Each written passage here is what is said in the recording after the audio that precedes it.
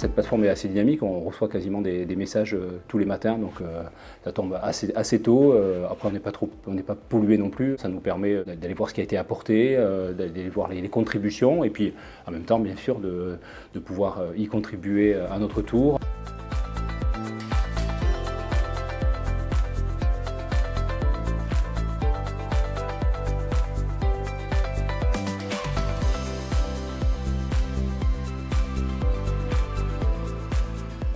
Pourquoi on a choisi cet outil-là plutôt qu'un autre? Il y avait la capacité à pouvoir créer un forum, à mettre des documents partagés, voire même à pouvoir co-travailler sur un même document. C'est une communauté qui est privée, dans laquelle en fait on demande à s'inscrire.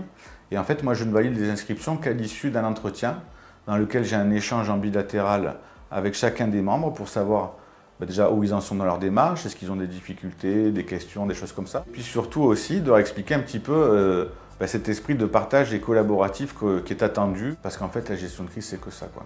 C'est des collectifs d'humains. Finalement, au travers de cet outil-là, moi je le vois vraiment comme, voilà, comme un vecteur de relations, quoi.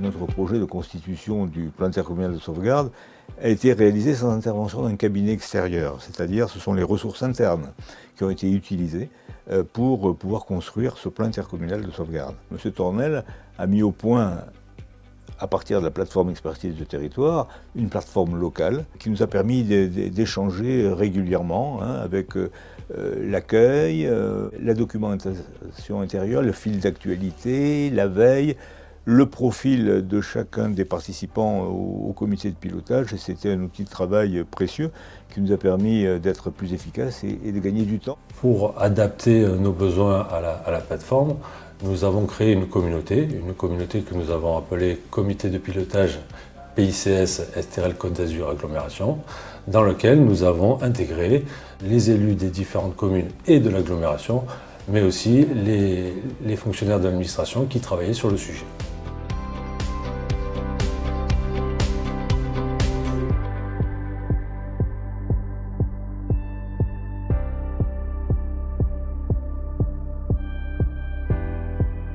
C'était vraiment un cloud de travail dans la thématique bien précise du PICS, et ça permettait justement d'avoir les données, que chacun puisse les consulter et voir l'avancée du travail de chacun.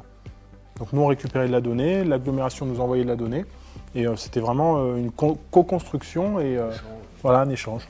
Nous c'est vraiment pouvoir échanger entre les communes, pouvoir actualiser en continu les données dans le cadre du PICS, sans forcément, je vous prends un exemple, moi je travaille avec ma responsable service technique qui aujourd'hui est à la retraite. Demain, j'ai mon nouveau responsable, je dis tiens, il faut que tu puisses me modifier un document. C'est pas la peine lui de chercher quel est le contact. Non, tu vas sur la plateforme, tu mets la donnée et derrière en fait tout le monde la reçoit.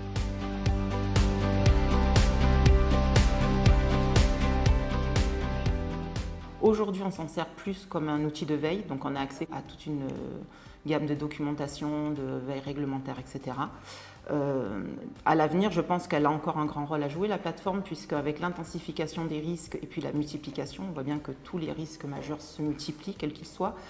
C'est un outil qui permettra aux communes, je pense, dans l'avenir, d'anticiper au mieux leurs risques. Et en les anticipant, on va limiter leurs dégâts et surtout, on va assurer une meilleure protection des populations.